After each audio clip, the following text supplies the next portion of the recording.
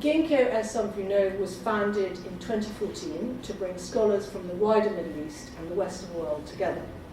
And the book we launched today is a perfect example of the type of collaboration that we celebrate.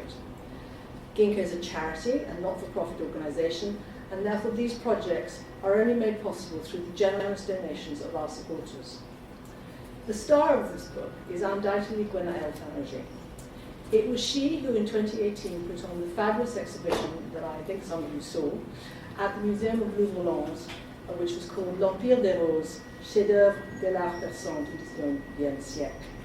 And it was she who, with Carole Guillaume, organised the conference to accompany the exhibition.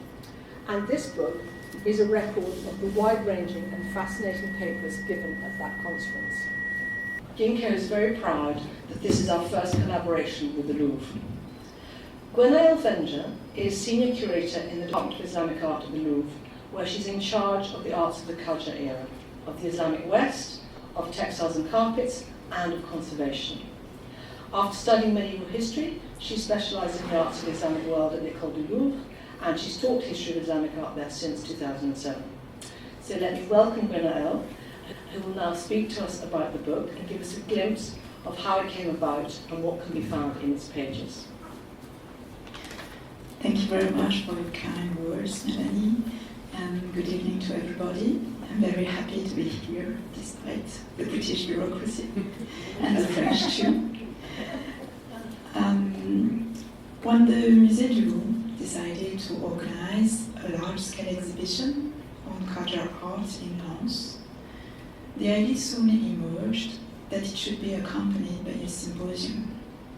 Indeed, while trying to build a synopsis and a list of artworks to exhibit, many subjects came to light. But unfortunately, lack of time, lack of space, even if it was a big room, and lack of money too, left them aside. So rushing towards the opening of the exhibition, Carole Guillaume and I nevertheless decided to organize a conference. You can see here a view of the exhibition in Lens. And this conference we wanted to have a major theme.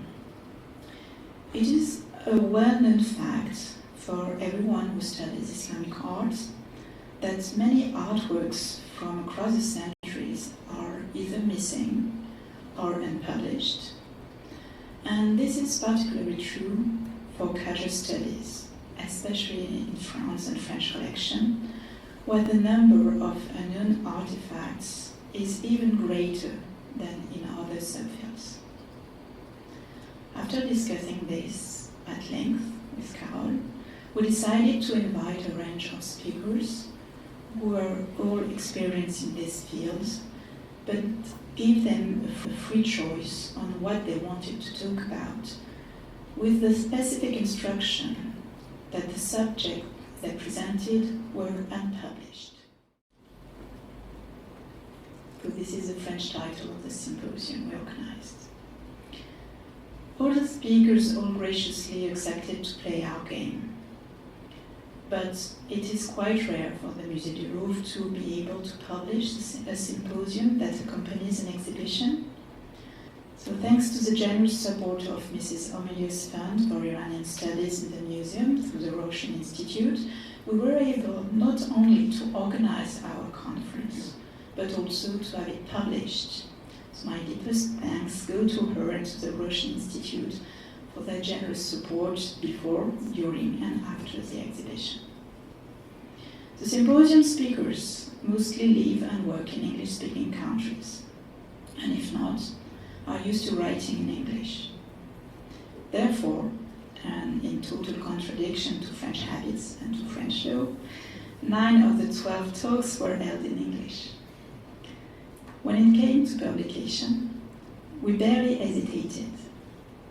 Were we to translate all the talk into French?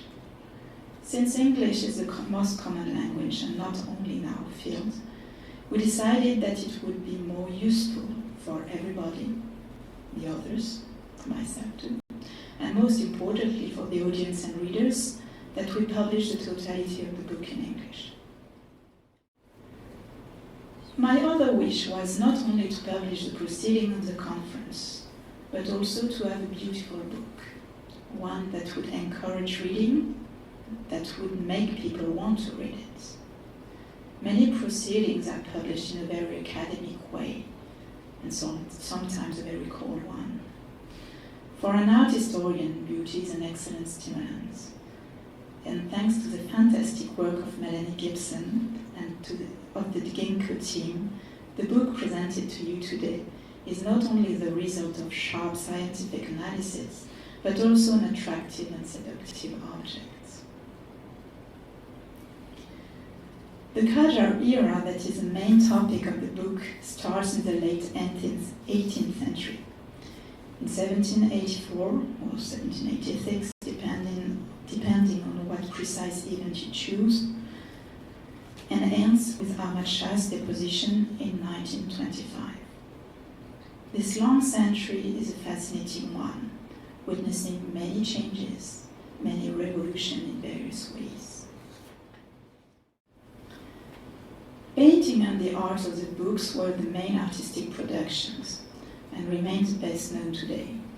But there is still a lot to discover, as shown by the article by Carole Guillaume and Charlotte Maury on a beautiful album from the Gwenaëlle collection. The pendant question in this article is the role of the painters, as well as the transmission of materials kept in albums. You can see here 2 pages from the Gwenaëlle 1644, which is the accession number of the album. The subject has now broadened to encompass the mass production of non-royal manuscripts, as discussed by Simon Rettig, who studied the circulation of imperial and historical models throughout Iranian society, and the practice of refurbishing older manuscripts. Here the painting is from the beginning of the 19th century, while the manuscript itself is from the Safavid era. Other less known subjects are the role of illuminators in masterfully reinventing a traditional way of working, as illustrated by Tim Stanley in his article. You can see an example from the Nasser Khalili collection of Islamic arts.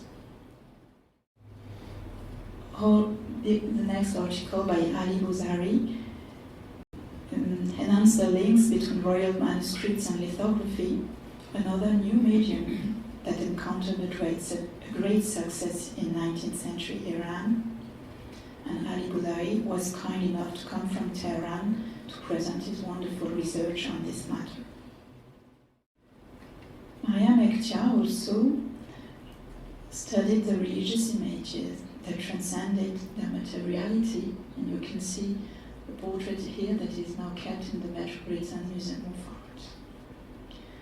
Given the varied nature of art during the Qajar era, it was also crucial to have studies on all kinds of materials, not only painting. It included topics at an early stage of research, such as Khati Nahuni, or fingernail art and calligraphy, on which Christian Gruber has contributed an article. But also on textile and carpets. Here you can see a carpet from the Hadi Maktabi collection. Hadi Maktabi timed the article about carpets in the book, and myself on ikat velvet. Also on weapons by Phyllis Shakir-Philippe, and ceramics by Friederike Voigt. We wanted also to have articles on the history of collection, which are here studied within 2 specific aspects. First, the diplomatic relationship between Iran and Russia by Daria Vassilieva. You can see an example of diplomatic gift. And second, some more commercial exchanges that led to the creation of ensemble now kept in Central Europe by Ivan Zanto.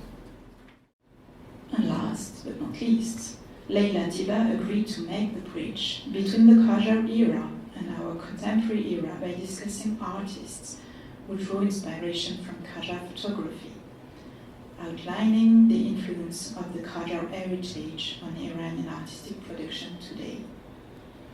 She also agrees to conclude the conference with a comprehensive historiographical picture of the Qajar studies. Connection from past to present, an art closely linked with foreign cultures in terms of both time and space. These were precisely these bridge-building artworks that interested us and are now beautifully presented in this book. In my article, I chose to focus on a little-known textile technique. Textiles, especially compound textiles, are a very complicated medium, and to understand their structure and evolution, one needs specific technical skills. Thanks to the Louvre, I was lucky to receive the necessary technical training.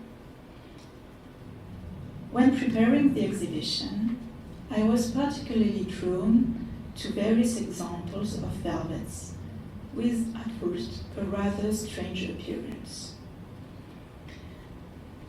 These were large hangings, often embellished with slightly blurred motifs, cypress trees framed by a border, sometimes featuring small birds,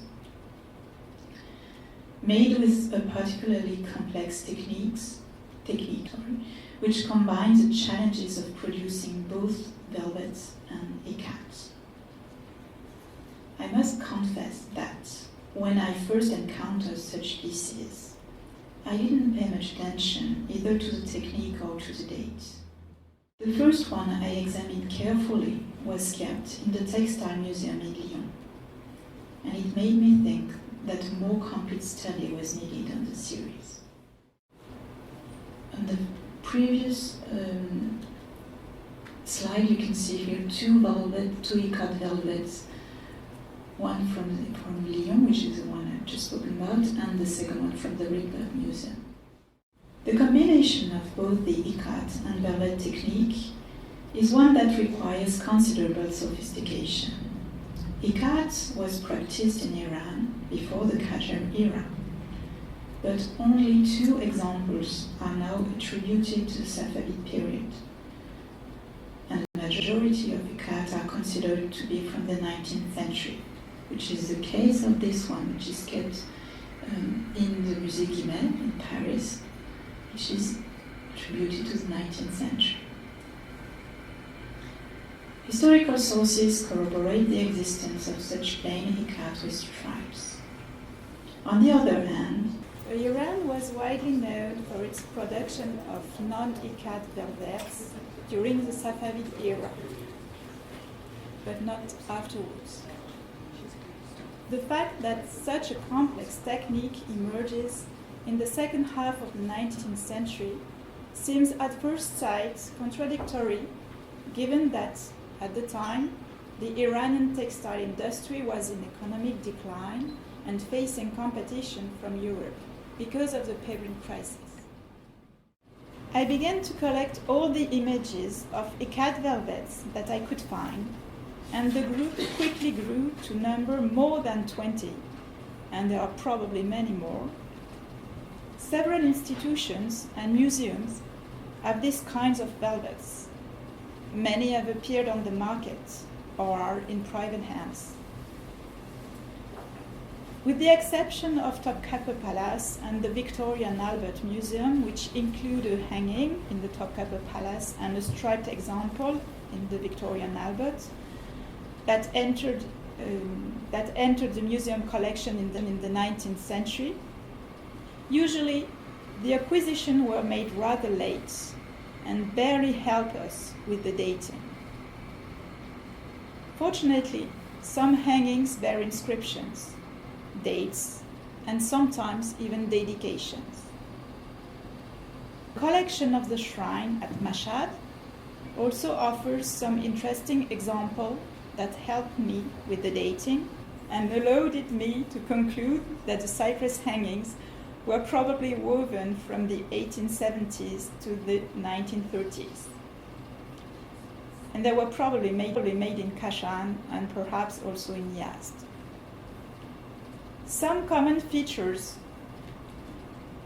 are apparent, and the textiles can be classified into 4 main groups according to their motifs.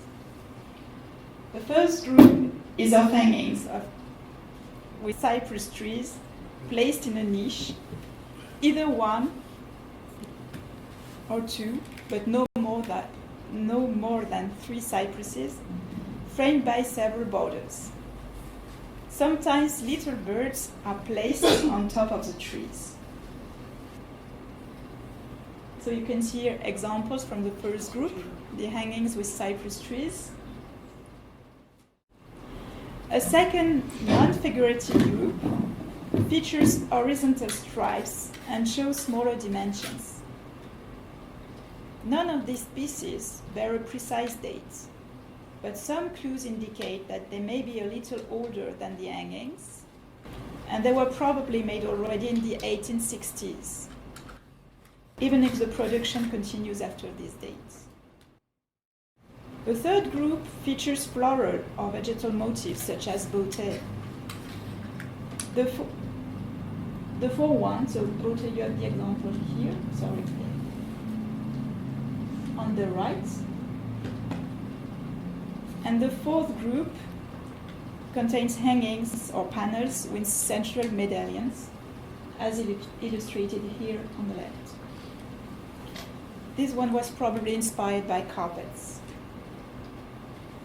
This both group has very similar, if not identical, borders as their hangings, and they are probably contemporary to each other. The 3 last groups were probably used as cushions, but also have other uses, such as fittings for cradles. Due to the limited time span of a conference talk, my studies of this series of textiles remains a work in progress and need to be continued.